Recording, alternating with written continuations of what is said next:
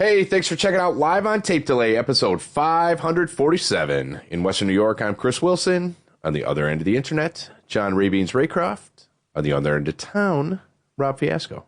I see numbers. I see trees. I see colors.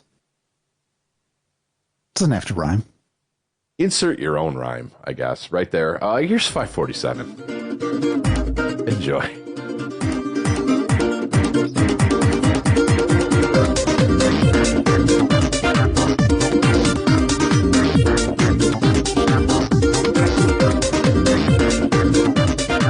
What up? He was here a second ago, and then he dropped because he couldn't hear me. Oh. So we're in a technical hold. Is that what... Technical holding pattern. That's fair. That's par for us. It's about right. Yeah. Let's pretend we still can't hear him. Hello. Yeah. Oh, we don't have to pretend. Shut up. I heard you the whole time. Heard you the whole time. Can't get anything past you. What up, boys? What's going on? Welcome. Episode 547. 7. Yeah. Welcome. All right. Yeah. I don't know. How much was that worth to... What? Hey. What? Hey. Two. Where was I that I heard somebody doing that? Oh, it was down at was Shawbucks a couple weeks ago. And Chris Lee was up on stage doing his little mic checks, and I'm like, he fucking stole that from me. That was 100% my... I didn't design it. It's just how it happened. Tutu, hey, yeah. And he's up there doing, I'm like, oh, I haven't heard that. It was nice. It was nice to hear. Chris, if you're listening, you fucking stole it. You owe me royalties. That reminds me of that Seinfeld episode where Jerry has the twirl with the umbrella. Oh, yeah. And it's like, I invented the twirl. Maybe. There's some things I don't think you can copyright, but I should try. One of them is going to hit. Why not? We should copyright something. Mm-hmm. I mean, it can't be that much, right? To at least put in an application. We don't have that much. Well. Head over to Patreon. Yeah. Or buy us a coffee. Buy us a copyright. Buy us a copyright, exactly. I want to see. Between $45 and $65 for a standard online application. All right. So if we have something, so we just need. I'll put in an application. Yeah. Yeah, we'll come up with something. Maybe not in this episode, but eventually, before episode 1000, we will have a copyright. Yeah, of something. And you can copyright that. No, don't, because then we'd have to pay people for if we actually do. No, that's like a reverse copyright. That's the next. Tom Selleck will be trying to hawk that later. I'm sorry. I declare bankruptcy. I declare. I do declare. Did we talk about that before? Where is that accent supposed to be, or that dialect, that foghorn leghorn? Kentucky, right? Is it? Because I've never met anybody that actually has that accent. It's always in like a farcical manner, and it's always for some reason like some backwoods lawyer. I think it's that. I think you're right. I think it's like the Arkansas to Virginia Appalachian Mountain area. Okay, maybe we did talk about with Kentucky, Tennessee, all those areas got included. But I've never actually met anybody that has that accent, and I kind of want to. I'm totally making that up. I have nothing to base that off of. That's just my assumption based off of my travels to those areas. All right. Where is the? I thought it was weird when I was in New Orleans and people there had a Boston accent, but they were local. Okay. Like there's a local whatever accent that sounds like the Boston accent, but in New Orleans.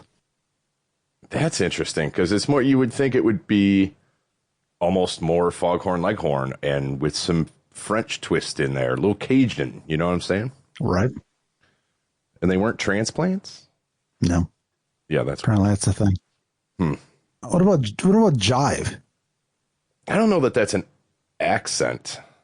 How dare you son of a bitch? Yeah, I don't think it's an accent. I think it's a... I was raised on jive.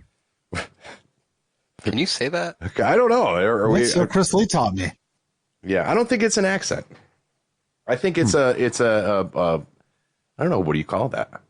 It's not a different language. It's a dialect. Maybe. I don't know. I don't know what that. I'm not searching that one at this time. What region of the country is Pig Latin from? I don't believe it is. Pennsylvania. I did learn that the like the northwest kind of part of Great Britain, that's the Liverpool area, that's known as Scouse. Yes. I randomly learned Scousers. that. Okay. I had never heard that before. Nor have I. But now you have. And now the you know. accent is the accent is weird there. It's its own unique English accent there. It's distinct. Yeah. What was the other one that I was obsessed with for a while? Oh, like the Newfoundland accent. I got hooked on that. And just there, that's a whole thing too, because it's not just an accent. It's a whole different speech lexicon. Pattern. Yeah, I guess. But yeah, like just the patterns are different. We're gonna go with it. I don't know, because we're bringing on our guest, local linguist. No, just kidding. Yeah. Anyway, I don't know any linguists. I can't come up with one off the top of my head. I feel that I did know a linguist at one point, or somebody that was going to school for that, but that may have also been 20 years ago. I don't recall. Well, can you recall what you did in the last 7 days? And what would you like to share with the listeners? Probably not. I went, me and the kid went out of town on a little excursion. We went down to spent the weekend in Pittsburgh. Fucked around down there. Stomping grounds. Yeah. Saw a show. I believe to get you to come down. I know. Saw a show. Chris Starr from Comedy Pickaxe and his girlfriend came down. We walked around downtown for a little while, had some dinner, went back, chilled at the hotel for a while, and then walked to the theater. Absolute fucking beautiful theater. I'm so glad I got to go down there. The Benedum Center, if anybody's ever been there, if you haven't, fucking go. It is a beautiful, beautiful theater. I know one of the guys that's like a production manager down there, and I forgot to get in touch with him until like that day. And I'm like, I'm not going to be that guy. Hey, I'm coming into town in 2 hours. Can I get a tour of the theater? So I sort of fucked that up. But yeah, beautiful room, beautiful night. We just walked around. Like I got the hotel walking distance from the theater on purpose because I didn't want to drive around downtown, especially after a show. Fuck that. Exactly. Nope. So I got a hotel walking distance, and then there was like a parking garage another block south. So it was just like park the car, walk to the hotel, walk to the theater, walk to food. It was great. So yeah, it was awesome. That's real convenient. Yeah. Nice. But yeah, I would not want to walk down there or drive down there. It was... No, it's not fun. No. I got into town, found the parking garage, done.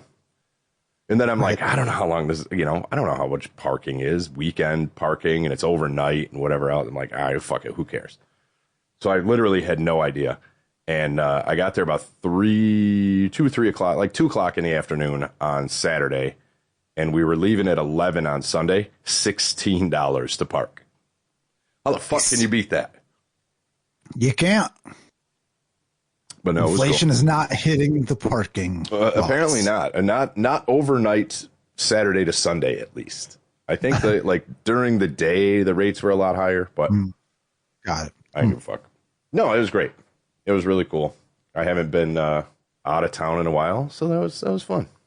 Nice. And she got a kick out of it. I spent $20 for a gin and tonic.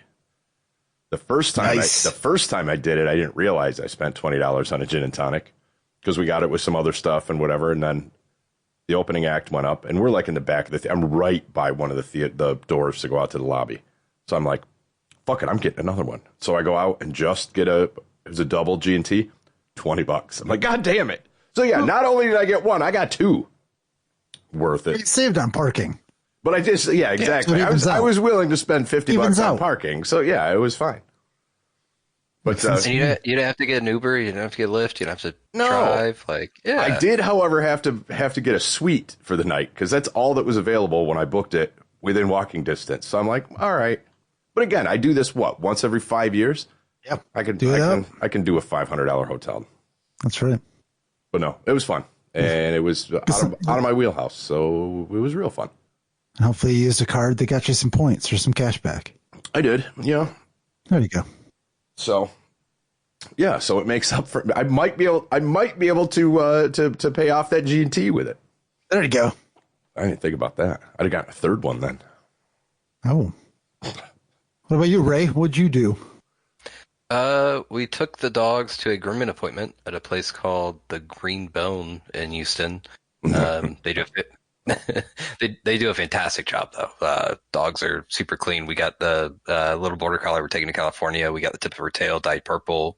Nice. They do a great job. But while that was happening, we went over to a coffee shop called Brass Tacks, and I had a cold brew latte with oat milk and vanilla in it, and it was fantastic. And then we went to Sinful Bakery for some vegan kolaches and vegan Oreo cheesecake that was all amazing. They do we had a Seattle dog kolache, a chorizo breakfast kolache, and a like standard Texas one, which was like sausage and jalapeno and cheese. They're all really good. God damn it! And then we went over to a sports bar because it was about 11 by then. College football's on. It's called Social Beer Garden.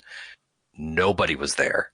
It was empty. We were literally the only two, but they make a fantastic Paloma that I highly recommend to anybody in Houston if you like Palomas. And then we went to Eighth Wonder, and then we went and picked up dogs. It's a lot of drinking. Pretty good. I kind of envy you there. Yeah, there was only one boozy spot. Oh, The Eighth Wonder was the other seltzers they make, and Sinful Bakery was tea and coffee in the morning. Yeah. Sorry, I superimposed my alcoholism on you. I had one Paloma and one beer. Oh, all right. Well, that's all right. I'll rescind that and flip it around. You should drink more. Yeah, I did the previous Saturday. I drank from 6 a.m. to like 6 p.m. the previous Saturday, so I was, had to balance it out. On a layover? Yeah. What about you, Robert? Anything fun? Saturday, well, I had family in town, and I was entertaining or hosting. So a couple highlights from Saturday. Hit up the farmer's market, of course.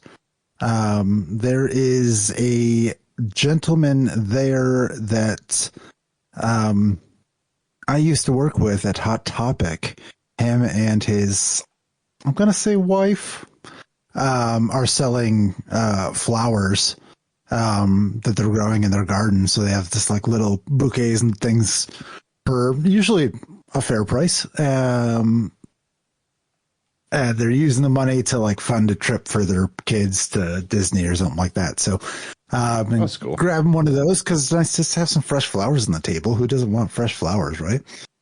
I guess I'm on the porch right now, and I keep forgetting to water them, so they're not going to last long. But it's been raining. Nice it's been raining, so I think they're getting a little bit of rain splash. It has been raining. Saw my brother-in-law at the farmer's market. Hit up Labyrinth, of course, for some brunch. Can't go wrong there. Then made my third trip to the Comedy Center. How about that? I was finally able to take advantage of the Chautauqua resident discount. Yes. Get that $4 off or whatever it is. Hey, man. $11. Oh, man. Is it? Yeah. Oh, all right. Well, I guess I won't knock it then. It is a good discount. But, it's cool. Got to spend a little more time than the hungover time that I took Ray. I feel like that, that was rushed a bit because after the night we had before, none of us were really in the mood to like talk about shit. I don't know. And I broke the chair. Yeah. Well, that I think was the big one. That was the big one where I think we felt like felons for the back half of that whole thing. It's like, we just broke that chair, dude. Let's look at that. Oh, that's cute. Yeah. How about this one? Oh no, let's keep going. Yep. But they moved that entire section, that Caroline section with the stand-up, like that's on a completely different location now. Mm-hmm.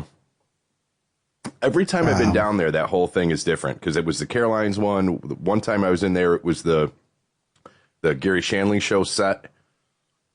There was another time that moved again. Yeah. So they got to keep it fresh. I'm down with that. Yeah, they had some Joan Rivers type stuff. They had some Betty White stuff I hadn't seen. some of the man that Nate Bargatze's gonna live and die with that sketch, the SNL sketch he made famous. Like I swear, like everything he does now, he has to. Like it has to be a play on that sketch. Which one is this one where he was the Revolutionary War guy, or? Yeah. Okay. Yeah, like that is up playing on repeats with like the cue cards and everything. It was cool, but like that's also how they open the Emmys. Like it was really? The same three guys. Yeah, it was something similar. I've seen them do it. They've done it on SNL a couple times. So, but that was cool. Yeah, so I saw some stuff that I hadn't seen before. I left them I took their survey and told them that they need to move the concession part like to the front somehow, because you shouldn't have to go to the end of the tour to get a drink to start the tour. Yeah, it was, I don't remember where it was the one time. It was in like the Copacabana room, which was kind of in the middle. But I remember being, I almost just said accosted. It's really not accosted, but I remember coming in and they had like people walking around like, hey, you want a drink? Like they would bring it to you. I remember being like in the right by the theater, like you first walk in, there's the lobby. Yeah. And then you go by like the hologram theater. And I seem to remember like people already coming up and being like, hey, do you want something? And I was good at that point. I was like, no, I'll wait, but thanks. So I don't know. Maybe they were off that day. Yeah, I think maybe they've toned that back a bit, and maybe they don't employ as many people to walk around on a random Saturday. Yeah, that's true. But, so that was pretty fun. I had a good time there, and then later in the evening, I made my way to Northwest Arena for the JCC Jayhawks home opener against Alfred State. What'd you think? JCC hockey. This was your first JCC hockey, right? I mean, I didn't. That was it. Yeah, I had a great time. Yeah, it's super fun. I went to a bunch of them last year. I'm looking forward to doing a bunch of them this year. Obviously, I couldn't go to that one, but yeah, it's good hockey. I already got free tickets for this week because I am part of the alumni, and they sent an email saying, if you want to go, just fill this out and send it back. And I did. So all set for this weekend also. But yeah, they got like merch set up, and I will say it was a little cumbersome to get a beverage because you had to get the beverage and then go stand in a different line to pay. Oh, really? Is that? Yeah. Oh, that is not how it was last year. Like we would always sit on the, what would I guess be the south side of the arena, and like the bar is right there. So you just go up and they did not take payments at the bar. Really? Okay, that's new then. You had to go into a separate line to pay. All right, that's new. And that's new then. Yeah, it was. I didn't care. It wasn't a huge inconvenience, but it was still weird. No, yeah, last year, I mean, you stood in line, and then it was, once you got up there, you were like, I want this, this, this. And he's like, beep, beep, beep, beep, scans it all. He had like a square, a clover system or something. Yeah, and that's what they had. They just had that moved in a different, completely different section. I wonder why. So we'll see. Interesting. We'll see if that stands. But I found out that you can go walk there for $1. Yes. So I am going to do that in the colder months. Yes, I looked into that last year, and the hours are weird. I don't think they're convenient for you. No, it did not work for me. I could go leave in the middle of the day and go run down and do an hour or whatever, where that's not convenient for you. Yeah, that hence my gym membership just for that. But yeah, that was. But I was like, ooh, I'm going to meet so many old people. Yeah. That's actually how I found out about the walking. Oh. I was wearing my Tarp Skunks hoodie, and it struck up a conversation. You're not old enough until you start mall walking, which I did that last year too. If they invite me, once I get to know some of them. You don't want to just infiltrate the crowd? I want to be invited. Okay, all right. I just broke in. I was like, you're going to fucking take me in, and they did. Because I could overpower them. Wait till I have to end the mall walking. You're gonna try to wait till I have. Yeah. Wait till I have to end the podcast early because I have to meet the crew at 4:00 at McDonald's. Yeah, 4 a.m. Yeah, so you got to get some sleep before we go walking. Yeah, get some energy. Yeah, that's get them crosswords. Not quite there yet. What time does the McDonald's lobby open though? I don't think it's that early. McMobile's open 24/7, baby. What's that? McMobile's 24/7. Is it again? Because it wasn't last fall. I went in. It was, you could order, but you couldn't stay there. So gotcha. It was drive through only. Because I went in, it was like 11:45, and I went in. I was like, I just wanted a coffee, and they're like, okay, but you have to take it to go. And I was like, what? They're like, yeah, we're closing the lobby. And I was like, oh, well then, fuck you. And I left. I didn't even take the coffee. Yeah, you threw the coffee right in their face. I did. I just poured it on the floor on the way out. No, I was just like, oh, then never mind. I'm leaving. Yeah. No, maybe that's probably still the case. Yeah. So I don't want to go sit in my car at 4 a.m. They only get crazies in there anyway. So I mean, I get it. I feel they must open at some point again. Yeah, it's for normal people, like 5, maybe I'd say 5 or 6. Yeah, that feels right. Yeah. But again, it's all different now. I don't. Where's the 24-hour places? Where could I go sit all night and get a cup of coffee? Doesn't exist. Can't do that. No. The internet. I know, but that's. You make your own coffee. Like, how? Get on the internet. Yeah, I could have done that then, and I didn't. One more quick thing here. I did have my doctor's appointment today with my new PCP. That went about as expected. Let me just tell you. I encourage everyone to have a PCP and to see the doctor at least once a year. That being said, unless you are in pain or dying, they don't really care and they don't want to spend any time with you. So I made sure in abundance of the antiquated manual paperwork I had to fill out with all the HIPAA blah, blah, blah releases, bullshit.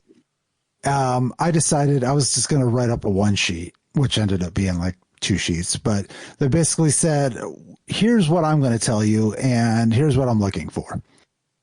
So I printed out 2 copies. They did not seem interested in it in the beginning, and the doctor didn't even glance at it, to be honest with you. And then just asked me the questions that I'm like, I put them on the fucking sheet so you can read them. Like, I shouldn't have to tell you this again. It's right there. It's right there. Yeah, and he's coming at it of like, come on, whippersnapper, you telling me how to do my job? That's probably why you fucking left you. Yeah, yes, I am, because you don't do yours. You didn't give him the opportunity. Yeah, he was ready to get me out of there. They are more into like reactive care than like preventative care, and I'm in the preventative mode. So I went in, I said, here's what I'm looking for, and I got my the blood work that I need to get done. I was already getting blood work for something else done on Friday, so I'm just going to add that to that. They should be calling me within 2 weeks to schedule a colonoscopy. And then I'm actually getting something else looked at, so they should be calling me for that. So I didn't get everything scheduled. Okay. I think I'm going to have to go on my own. I want to figure out like what I'm allergic to at this point. I just like breathing, and like as you get older, it seems to get more difficult. So I'd like to be able to keep breathing as I don't know. Why not? What do you mean? I know, right? So that's one thing. And then like in 2024, my cholesterol was high in December. So I'd like to know, like if you wait a year, like what if it was high the entire year? I don't know. I'd love to get more frequent blood tests, maybe even just twice a year, to go like, is what I'm doing making a difference, or am I? You can do them as the wrong way frequently as you want, but your insurance now you're going to fight with your insurance company. Yeah, exactly. So they make it difficult, though. They make it difficult for you to not get cancer, but then once you get cancer, they'll spend boatloads of money treating you for it. It's ridiculous. Yeah, we've known that. So that's nothing new, unfortunately. Yeah, so I'll probably do the allergist thing on my own. At this point, like if I end the year with a working pair of prescription sunglasses, a colonoscopy scheduled, and blood work that comes back normal, I'm just going to call that a good 2025 and move on to 2026. You gotta kiss your PCP's ass a little bit though, because then if he likes you, if you get on his good side, then he'll give you the referrals. You get the referral, then your insurance company will cover all this stuff. Yeah, my insurance doesn't require referrals, so fuck that guy. All right. So, and I am actually. I hope he's not listening. He's gonna fuck you up. He's not listening. He doesn't have any time.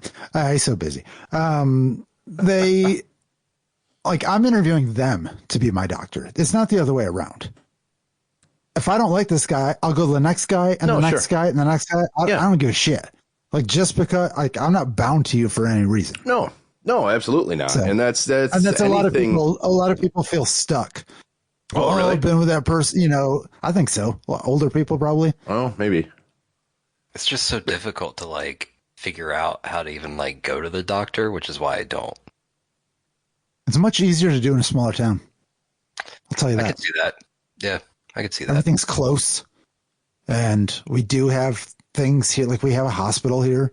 And we do have, like, the place I went to, the Riverwalk Center, the Old Hills, like, it's nice. Mm-hmm. I got lost in that. I couldn't figure out how to get out. And then, like, I had to ask someone. I ended up back in toys. It was weird. And they just pointed. I was like, great customer service. Well, that, yeah. But, see, this is where this episode needs to be sponsored by ZocDoc. That's what it is. ZocDoc.com.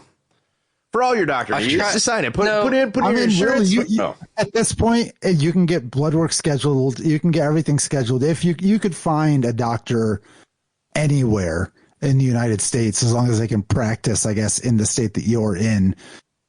And really, you know, as long as they were working with you and had all the same data that all your tests and everything, like, it basically just comes as good down as someone normal or local. To who covers ZocDoc finds your locals. That's but it's. I did not have a good experience with that site. I tried to use that, and it was not. And it may be a problem with GoodRx.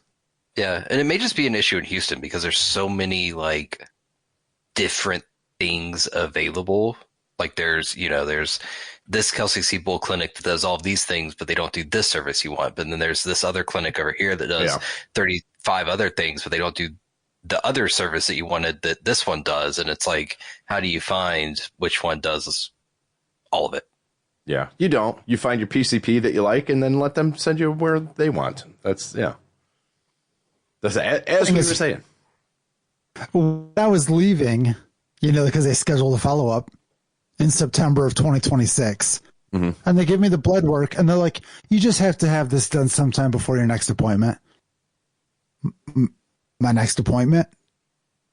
A year from now. Yeah. I have until then before you are curious to look at my blood work. Cool. I was like, I'll look at it well before then. If I see anything alarming, I'll reach out.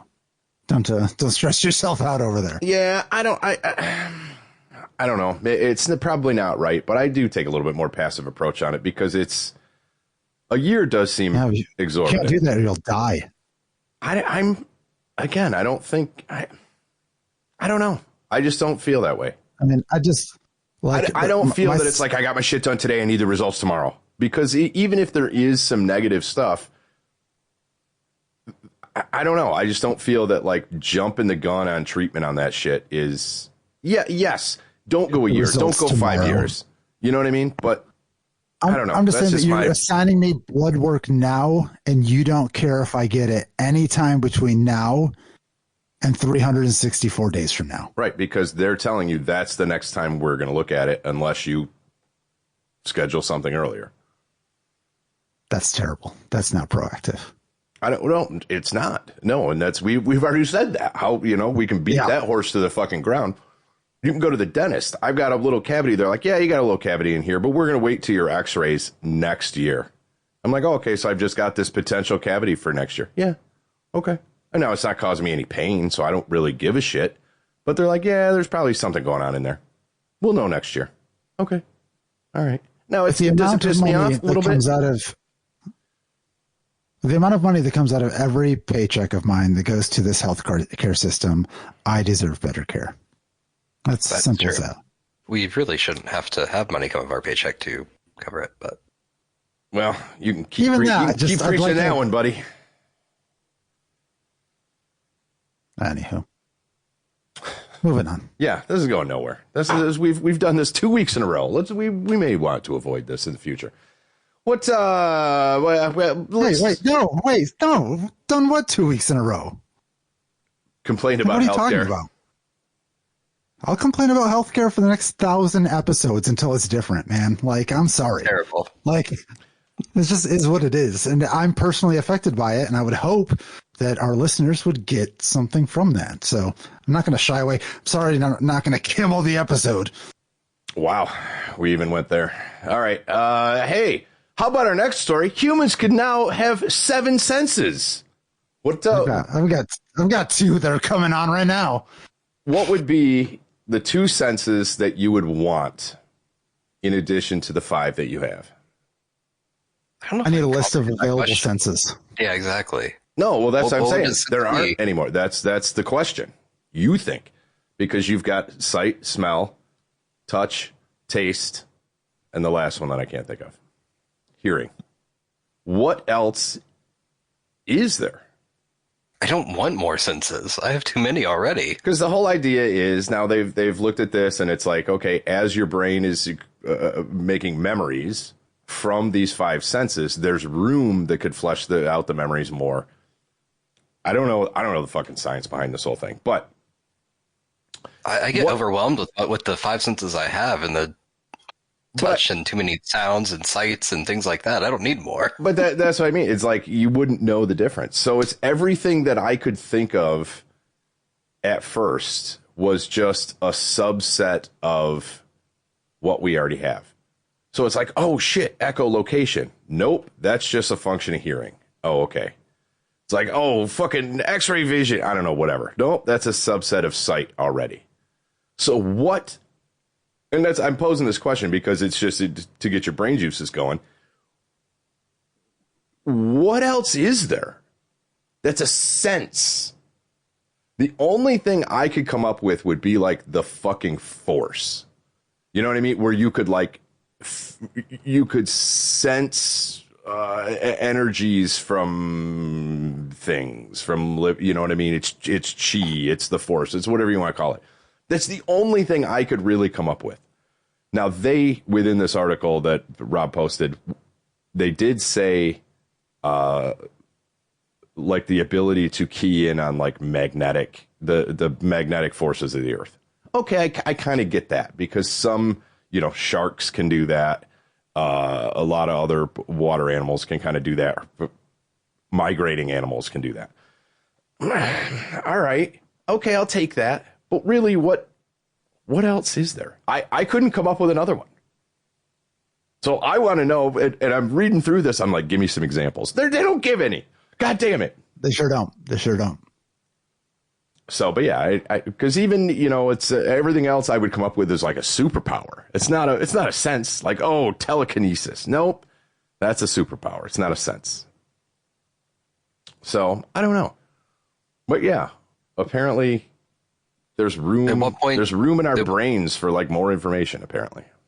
At what point does like cell signal or internet or something like that become a sense?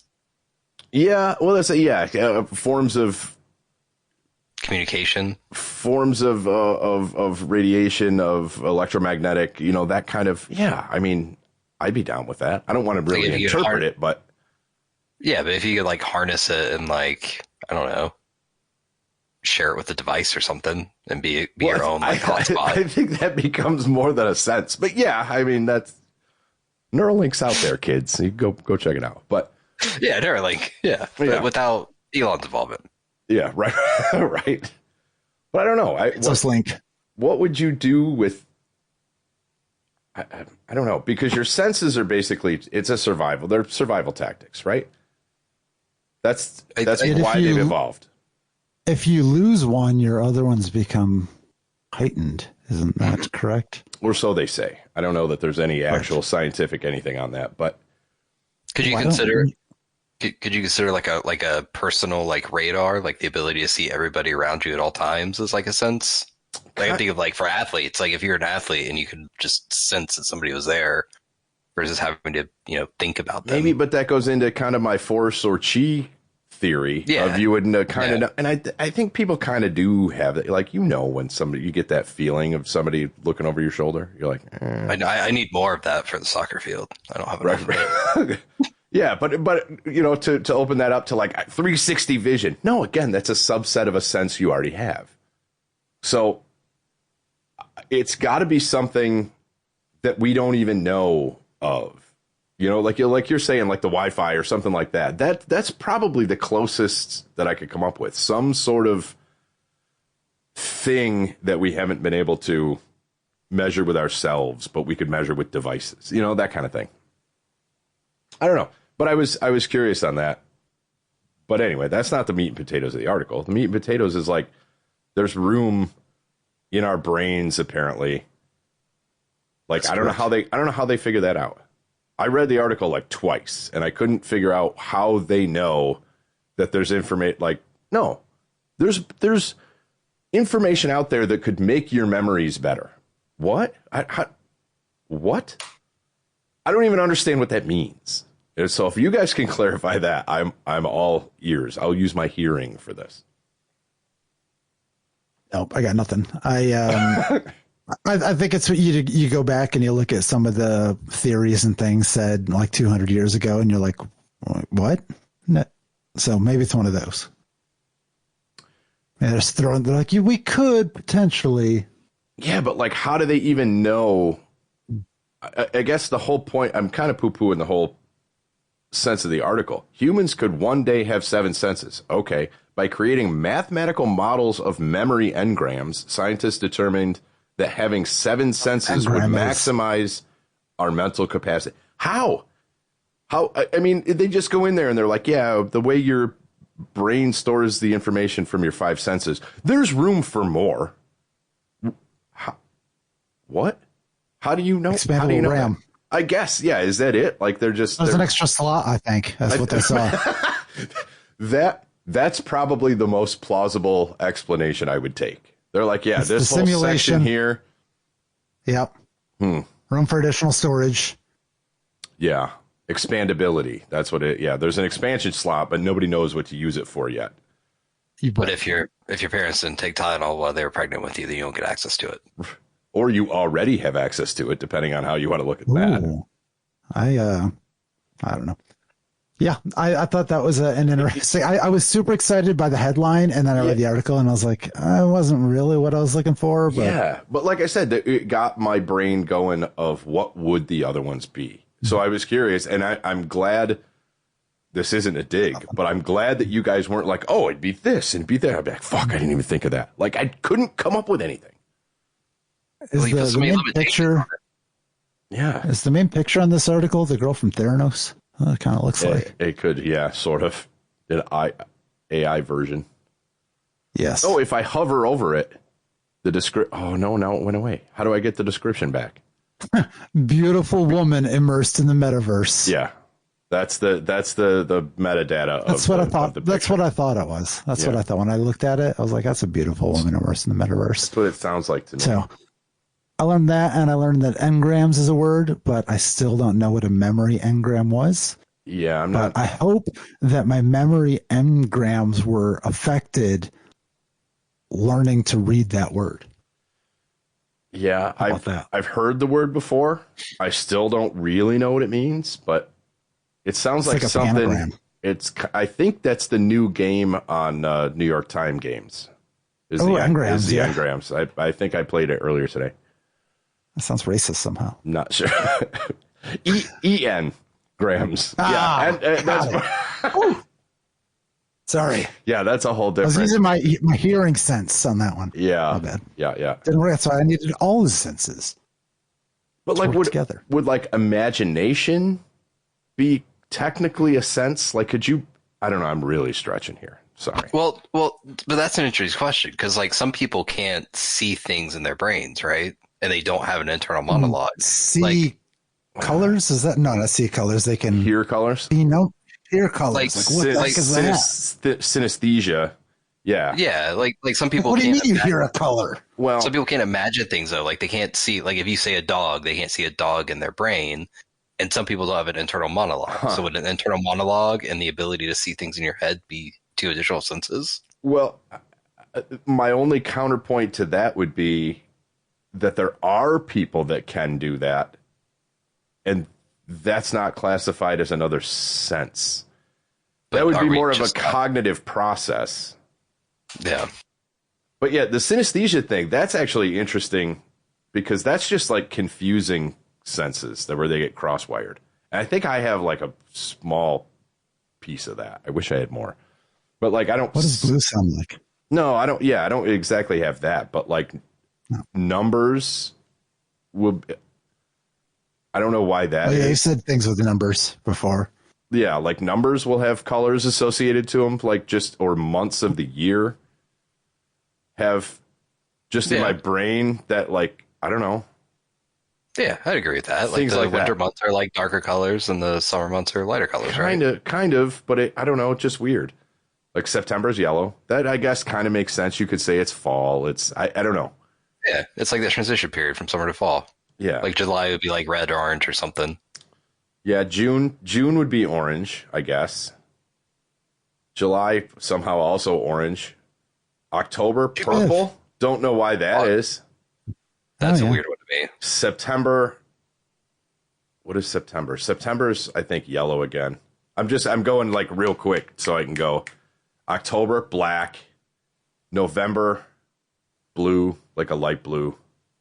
December, I don't know. I'm not going to go through the whole thing. But like just that's doesn't affect my daily life. But just weird shit like that. It's associated. Numbers, 5, red. 7, I'm just picking random. 7, purple. Why? 3, I don't agree with your colors, but 3, I agree with the concept. Yeah. But again, there's no, I don't think there's any rhyme or reason or right or wrong to it. It's just like, what the fuck does this mean? I have different color associations, but right, I agree with the concept. But there is something there, right? Like, yeah, I agree with that. Yeah. Anyway, I don't know. I don't know what that means. It means I took too much Tylenol. But yeah, I don't know. But I don't know if that's that's not a new sense. I don't know. Is it? This is going to keep me up tonight now of like, oh, it's this. You're like, oh, people, fucking wizards, magic. No, that's not a sense either. That's a fucking magic trick.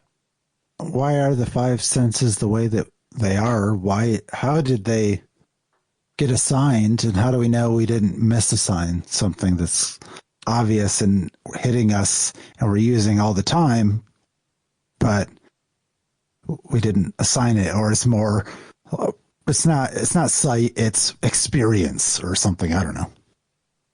I'm not 100% following. I mean, most of your senses have developed evolutionarily, or at least sharpened evolutionarily as a survival trait, which kind of doesn't really matter anymore. I mean, you do need to see to function in your environment, but like, yeah, I'm just saying the terms are arbitrary. They don't mean anything. And we've said this is what sight is, but maybe there's something else that encompasses more than just sight that we also experience, but we don't attune to it because we've been focused on what they say sight is for millennia. Right. Well, and that's the kind of what I'm trying to drill down to is like, what is the other thing? I mean, take the word out of it. Yeah. It's just the information coming into your organs that we call eyes. Okay. It's the smell is what comes into the organ we know as your nose. I mean, your circadian rhythm could be a sense, because without that, like people that are blind lose that 24-hour cycle because they don't have any light coming in. Mm-hmm. And that like affects everything about their existence. But again, that I would say is a subset of sight. But they don't have sight. Right. So therefore they have effects. They have effects, not a new sense, but they have effects based on the lack of it. Yeah. Yeah, I don't know. But yeah, I couldn't come up with, other than like the Force, I couldn't come up with anything. Anyway, all right, we've beat the fuck out of this. It wasn't for lack of trying. Let's talk about some music. All right. I found this article in my Google News search, I think, because that's what happens sometimes when you're looking at Google News. You're like, oh, that's interesting. And then you read it and you're like, oh, maybe we should talk on that about. Maybe I should learn how to speak English. So this article from Loudwire is the 25 best metal albums of the last 25 years. So 2000 to 2024. Okay. There have been a lot of good albums, I think, as much as I disparage new music on the show. There have been albums since this podcast started that I have enjoyed. And I bet you some of them are on here. And I bet there are some ones that maybe you forgot about or just haven't listened to at all. So we can run through them in the next 15 minutes. That's like some of these we won't even spend 15 seconds on. We'll just be like, that sucks. And then we'll move on. How's that? But I do. Yeah, exactly. But I do want, like, was this a crowdsourced best 25 or is that the article author's best 25? Do we know that? It says Loudwire staff. Okay, so it's at least it's right. There's a little bit at least. Yeah. Okay. All right. Let's see if we agree with them, and then we can tell them to fuck off and never read Loudwire again. I don't know that they're in any order, which is good. So we don't need to debate over that, but just whether they should be on the list or not. The first one coming up is Children of Bodom Follow the Reaper, released in 2000. I'll be honest, of Children of Bodom's work, I prefer their debut album, Something Wild, because it's pretty much like blackened Yngwie Malmsteen. Okay. And I really like that. But yeah, I have no problems with this. Is all their stuff's pretty good. All right. They deserve a spot on the list no matter what. All right. And that's where I'm just going to go, I don't know, I probably haven't heard it. So this is not my list. I'm just going to go along with you guys. I think based on their time frame, the earlier albums would have been too early, but they need a spot. Yeah, they were like 97, but yeah. Okay. Converge, Jane Doe. So this is a band I've seen live. This is not a band I would have been turned on to just or stumbled upon or like saw the name like, oh, that's cool, let me check it out. But George was a fan of them, probably still is, and turned me on to them. And also not my favorite record of theirs. Actually a much later record in their discography, but this is, from what I hear, the one everyone referenced. If you go to like hardcore shows, I bet you there's a ton of people that have that face on the front of their shirt, which is a very sick design. Yeah, definitely influential, I'm sure, to tons of bands. I was going to say, I was surprised to see it on a metal list because I do associate it so much with hardcore. I think they're a band that they can be on both lists. Like, they've earned that right. I agree with that. So, but definitely not similar to Children of Bodom, the only other band we've talked about on this list. But so many different subgenres within metal. It's crazy. So, I don't think Chris would like this one. So, I've listened to Converge before. Doesn't do it for me. There you go. Maybe this one will. Opeth Blackwater Park. I know a lot of people talk about this album being really awesome. Once again, not my favorite. Yeah, just not my favorite. I don't think I don't know. I feel like I've listened to this several times, and it's just there's other albums of theirs that stick more for me. But the one thing from this one is the bass line in the Drapery Falls is one of my all-time favorite bass lines. And that alone puts this album on this list for me. Yeah, I mean, there's a lot of good tracks on there, so maybe I'm wrong. I need to go back and revisit it. Maybe now that it's on this list, is its time. See, that's why we're talking about it. Yeah. I'm going to find a new album that was recorded 24 years ago.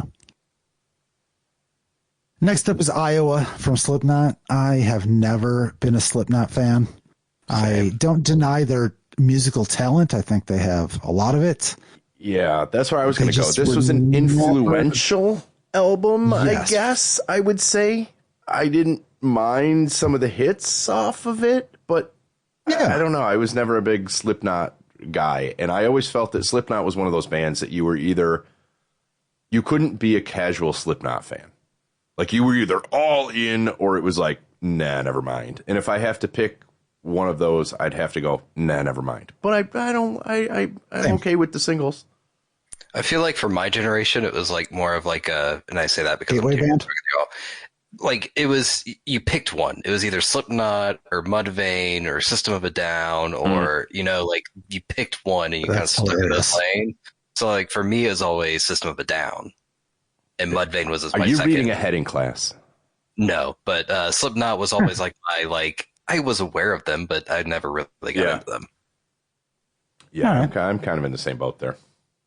What's next? Oh, System of a Down Toxicity. How about that? I did not play that. I liked this album a lot.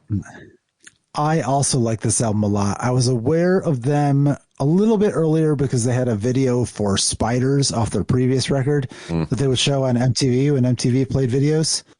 But then after 9/11, they started playing Chop Suey like all the time because there was like racism against, anyone that wasn't American.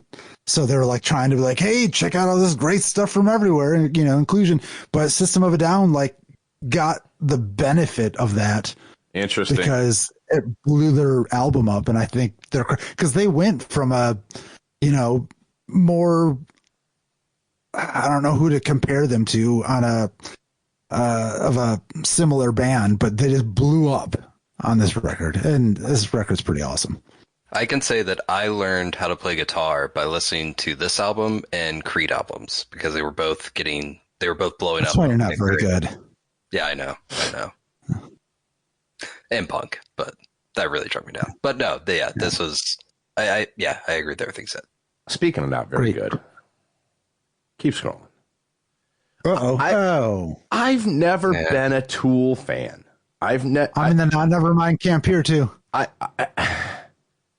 feel bad because anytime I say that, I feel that even that sounds pretentious because Tool's another one of those bands. You're either all in for them or you hate them. And I don't hate them, but it never did anything for me. I just didn't like them. And then it's like, geez, your Tool's coming out with a new album after 400 years or whatever it was. I'm like, kind of don't care. I don't know. Weird for a band to name itself after its fans, but I mean, it's out. Of all their albums, I like this one the most.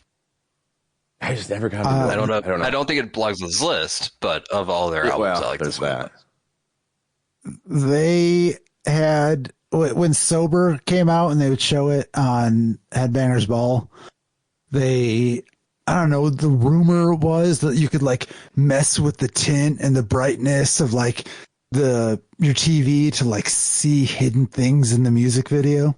Oh Christ, whatever. Okay. So there was that. That was pre-internet. Yeah. Yeah, you couldn't vet the bullshit. Or be encouraged into the bullshit. Either way, that's the beauty of the internet. That sure is. That's why we're here. That's why we're here, folks. Next up, Killswitch Engage, The End of Heartache. Very good. This is all right. I think first. It's the first record with their new vocalist, Howard Jones. But a lot of good bangers on here. Not my favorite Killswitch, but in my top 3 probably. Okay. Yeah, good record. Okay. This was the one that like made them popular, though, wasn't it? Yeah, for sure. But I was a big Loudwire Just Breathing fan. Like, I don't want to be that guy, but I downloaded their stuff on Audio Galaxy. How about that? Like off their first, the EP or the album they independently released before Loudwire Just Breathing is when I was listening to them. Because on Audio Galaxy, I don't know, you can just find like all this like cool shit. But yeah, this is probably the one that blew them up. Yeah. But it's a good record. Next up, Lamb of God. It's all these bands in the early aughts, like they're still going. Like Killswitch just put out a new album. I think Lamb of God recently has, but I have just lost touch with all of them. Even like, I just don't have any interest to listen to their new music anymore. And that's a bummer. I hit that years ago. I used to be really into those. You're where I was 15 years ago. I think that's where. but like Metallica put a new record out, and I couldn't get enough of that. So it's not all artists. Okay. But it's most. Yeah, I think I talked about this years ago when Carcass put out Surgical Steel. I was excited for that because it was the first one in fucking years that I was like, oh, this is a new album and I like it front to back. This is because that hadn't happened and it's maybe happened once or twice since then. So again, I know I'm not the target for this, but I don't know. This is a good album. Ashes of the Wake. Yeah. This is where I pull a Rob and say that I like the one before this one. I don't remember what it was called, but the album before this one I think was better than Ashes of the Wake. Yeah. I think even the one. So this is their major label debut is Ashes of the Wake. So maybe that's why it sold out. But either way, you had, Killswitch, Lamb of God, Shadows Fall, God Forbid, like that whole wave of the new American heavy metal. Then they were all like based on what we had heard on Slaughter of the Soul in 1995. Like going back and revisiting some of the At the Gate stuff since, Tom Lindbergh passed away. Like I was having the same experience as a lot of other people were throughout like the world, where like you heard this album and then the band broke up and then you were influenced by it. And then, years later started bands that emulated what they were doing. And that's kind of cool. Okay. Moving on. Nightwish. Once again, I like their earlier stuff where it's a little more technical. And this is where they start hitting a formula, and that's fine. And it's worked great for them, but this is where I start to lose interest. Yeah, and Wish I Had an Angel is a banger. I got into them later, so I don't know. Like I just binged it, so I don't have the order of the albums. I don't, this particular one to be able to wrap my head around. Just this singular one, it's not there. But I'll say okay. That's my vote. All right. Yeah, I think they deserve to be on the list, and if this is the album they picked, good for them. Yeah. Okay. I couldn't tell you one Nightwish album from a different one. It's just not really something I've ever really got into. Like I said, I just binged it, so it was like it all ran together. I don't know which one's which. There's like some really good songs, but not a ton of front to back goodness in the albums that I think. Avenged Sevenfold, City of Evil. This actually released when I was just starting to work at Hot Topic. So there was a big release for that. And the big thing around this album is they stopped the screaming and started sounding more like Metallica and Guns N' Roses than what they had been. So they got a lot of, I think, flack. But if you look at their career, they've always been kind of crossing the boundary and like making their own rules and doing whatever they wanted to. And this was no exception. It's a great record. It sounds really good. A lot of catchy songs, a lot of really good classic metal licks. It's a good front to backer. Okay. I'll give it that. Gojira, From Mars to Sirius. This is a band that a ton of people just really, really love. And I never got into them. I don't get it. They're not bad. They sound pretty good. I even like a song or two. I would listen to this over Tool. I'll say it. I'll say it out loud. Yeah. But that's fair. But I don't know. I never wrapped my head around what they did at the Olympics was cool. What they do at the Olympics? They performed. The whole French beheading thing and all that. Oh, yeah. All right. Already gone. So that was pretty cool. I saw them with Jim in Houston, but just not. I saw them actually years before, I think, opening for Lamb of God or something like that. And once again, their earlier stuff was a little more chaotic. I think they've found their niche and they stick more to their sound now. But before they had found that sound, I was into it more so than I am now. I'll say that. Moving on, Municipal Waste, The Art of Partying. I'm not familiar with this band other than I think, Ray, you've brought them up a handful of times, but I love this band. I cannot tell you a specific album from them because I feel like all of their stuff is like, it's just thrash metal partying music. Like, I don't know. It's all kind of the same, but all their stuff is great. And yeah, they deserve a spot on here. All right. Yeah, I would say of all the records, this would be the one to put on here. So good job. All right. They nailed it. They got it. Between the Bury Me Colors, this is where I start losing interest in Between the Bury Me, and they have not won me back since, unfortunately. But the album before this is amazing. Yeah, again, I love this album. Not familiar. I did a show with these guys. I still couldn't tell you a single track, but I wonder what colors they're singing about. No, I think 7. I think this is 4. I think this is one of my favorite albums of like last 20 years. I love this album. This is See, I know Jim loves it too. Yeah. Yeah. Oh, okay. Yeah, I own the green neon biome.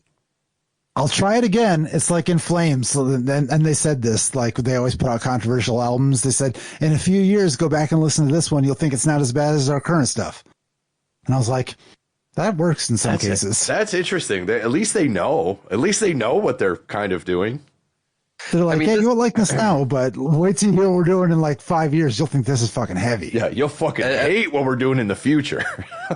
every comment we've ever made about like Dream Theater, just doing like the guitar winking or whatever, like that's what this album is. It is just progressive, over the top, obnoxious.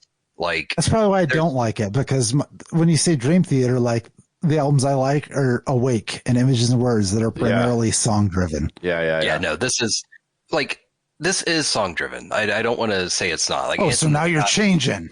No, it's flip flopping. It's a 7. Yeah, it's an obnoxious guitar wanking, over the top, song driven, progressive, avant-garde death metal domination, as they say. Like Ants in the Sky is a 13-minute thing of like, I don't know what's happening, but I love it. I don't have that kind of time. 13 minutes to listen to music? Like what? What are you even doing? I would go back and listen again, though. I'll give it the benefit of that doubt. Yeah, I'm going to listen to it. Like I said, I did a show with him. I did a show with him in Buffalo at one point, but again, it was just I wasn't there as a fan, so I don't know. All right, anyway, we'll give it another go. The Black Dahlia Murder, Nocturnal. I did listen to this. I did skim through the list and stop and was like, oh, I haven't listened to that one in a while, so I did grab that one. Very good. I don't know that I thought it. I got into them when they first came out because they were heavily influenced by At the Gates, who didn't exist. So you had to get that kind of music from somewhere. It became the Black Dahlia Murder. And then really didn't follow him too much. Like I listened to an album and be like, yeah, that's cool. Until Brandon Ellis joined, and then his guitar playing really got me back into him. But yeah, I spun this. It was good. The album cover and the font and everything just harkens me back to a King Diamond album, and I will just rather listen to King Diamond.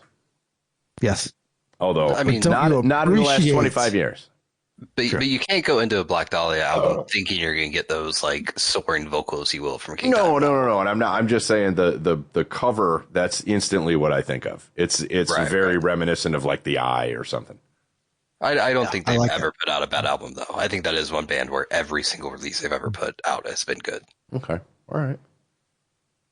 I'm trying to keep an open mind here. The Dillinger Escape Plan, Ironworks. Never been a huge Dillinger Escape Plan fan, but if I were going to pick an album to have someone listen to, it would be this one. There are songs like Black Bubblegum, which are just catchy as fuck. Okay. And Greg Puciato's like voice is unique. And they're a little chaotic, the mathcore, electronica, rock and roll. Like they're a little bit all over the place. But if you did want to start getting into some weirder stuff on the metal side, this could be a gateway record for you. All right. Maybe that's kind of where I'm at right now, too, is like I want shit that I don't know and it's not like anything else. So maybe this is a good place in my own brain, in my own person to spin this one. If you like black bubblegum, you might. I mean, I don't hate it. What's it taste like? Does it taste like anise? Like 3. Like October? Yeah. Okay. So we'll see. Trivia made the list with Shogun. I listened to this one the other day, and nothing specifically stood out to me about this one. I waver back and forth on Trivium. I really do. It's like, oh, fuck, they're really good. Oh, yeah, I need to listen to more. And then I'll listen, I'll be like, it's kind of derivative. Sort of sounds the same. But then I'll be back into it again. I don't know. So I have a weird relationship with Trivium. The Sin in the Sentence, like, really, I thought was a leap from their previous work, and I thought that album was great. Mm-hmm. But then, like, the last 3 or 4 or whatever have just been derivatives of the Sin in the Sentence. Sure. Which is great for you, but it's not for me. So I listened to this album a lot while studying all hours of the night in college, so I do like this one a lot just for the nostalgia aspect of that part of it. I can appreciate that. It's the album after the Crusade, which I really liked because, yes, it is unabashed Metallica worship. It basically sounds like their version of Injustice for All, and it's so good. Okay. But that's exactly what it sounds like. Next up, Mastodon, Crack the Sky. If you're going to put a Mastodon record on here, it would be this one. Yeah, this is their proggiest outing, I think, and most accessible proggy outing. Yeah, just really good.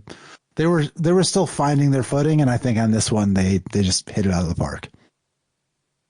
Nothing else to say about that. Yeah. I know some people don't like Mastodon, but yeah. Again, not a huge fan, but yeah, as you're, I like the guitar work, the song structure, things like that. It's not as traditional. They have 3 different vocalists, so it's not your same old. But as you said, I mean, even. And again, I'm not familiar with the entire discography, but I am familiar with this album. So that alone speaks volumes. So yes, we got one. Yeah, I feel like we're gonna have to do our own list of the best metal albums since 2000. After this, we haven't done a list in a while. That's true. Yeah. We might have to. We may have to. Loudwire, you don't want to mess with us. We did something we never actually recorded and published. I still have lists in the garage from like a year ago. I don't remember even what it was, but anyway, let's continue with this. We're really going overstaying our welcome. People's senses are being bothered. It's fine. Yeah, we can skip this one. They've tuned out. Yeah, Bring Me the Horizon. No, I've never been into Deaf Heaven. I don't like black gaze. I don't like shoegaze, and to put black metal on top of it didn't really. I saw Death Heaven open for Power Trip at Evil Beat Volume 2. And it changed my entire perception of that band, and ever since then I've respected them. Seeing them live is its own experience, and it's one of the few bands. That experience. I like listening to Deaf Heaven now after I've seen them live. All right. I just remember, didn't we do a whole thing? It was Deaf Heaven. None of us could say it properly for like 3 weeks. I think so. Okay, I have owned this record before. I have listened to them, but it's not my thing. All right. Also, you would think Behemoth. I love Nurgle as a person. I think he's cool. I can't get into Behemoth. I don't know what it is. I feel like they're not familiar. Trying too hard to be heavy. Yeah, I've never gotten into them. I just like less. I hate that I'm going to say this. Less blast beats. Okay. Just gets old. I just said, I don't need that many. But I don't know. But Architects, couldn't even tell you. Not familiar. Yeah. Nope. No idea. Here's Ray's favorite. Power Trip. Nightmare Logic has made the cut. All right. Is this? Record. Yeah, I'll defer to Ray on this one. Is this the album? Yes. You're putting a Power Trip on? Power Trip album. Okay. Isn't that the only album? Pretty much. They had one before this one, and then I think they had like an EP or something, but this is the Power Trip album. Okay. This is the one. Yeah. This is that. Yeah, I cannot think of a more perfect album than this one. There you go. That's a solid fucking endorsement right there. I still listen to it every day. That's what 2017. We're getting to the end here. Judas Priest Firepower. I will say this is probably their strongest work since Painkiller, in my opinion. This was good. This one surprised me because it kind of came out of nowhere. Oddly enough, I mean, at least for me, and it was just like, oh, I think we talked about it on here too. But it was like, oh, new Judas Priest album, whatever. Okay, let's see that, and it kind of surprised me. Yeah. Andy Sneap, man, he makes things good. Yeah.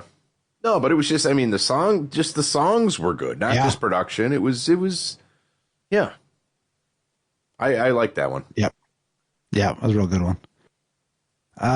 Can't get into these guys. This is another, I think you're all in or not, Spirit Box, and just. I'm not familiar. Not my thing. Exactly. Next up, this is another. Let's see. This is where Ray and I will agree or disagree. I don't get anything from Knock Loose. I think this is a little too much hardcore for me. I would agree with that. I think this is their most crossover hardcore metal album, which is probably why it makes the list. It's not their. I don't know. Every Knock Loose has never put out a bad song or album in any shape or form, but again, you're talking about hardcore versus metal, and you've got to cross that bridge to get there. I only know of them because of Ray's references over the years. They are a fantastic band. Every single thing they've ever put out is great, but again, you have to like hardcore. There was something we talked about where they had a song on a soundtrack. We were talking about a show or a movie or something, and they had a song in that. I'm not giving a lot of information here. I know, I'm sorry. But that I'm trying to think of what that conversation was. Does that ring any bells? Because I thought we were talking about, or maybe it was a game. I don't remember, but it was like, oh, fucking Knock Loose has a song in that on that soundtrack or something. All right, I'm maybe. Didn't they do a song with Poppy? They did do a song with Poppy. I don't think that might have been the one that was on something. No, that was probably the one that was on anything. If it was called Suffocate. They were on Jimmy Kimmel at one point. Like that was the one that they kind of did the big promotional tours and everything. Yeah. If it was a song, it was probably that one. All right. Anyway, yeah. There you go. Sorry for the no information segue there. Hey, if we wanted to give you information, we could do so, but we'd be a completely different podcast. So do with that what you will. Anyway, we're not going to make you listen to us discuss the 25 best metal songs of the last 25 years. Yeah. We'll do that offline. So you can take all your senses, including your hearing live. And make sure to really, really hone down those other two senses that we can't define at all. But maybe if you figure it out, you can tell us what they are later. Bye, Mailbox.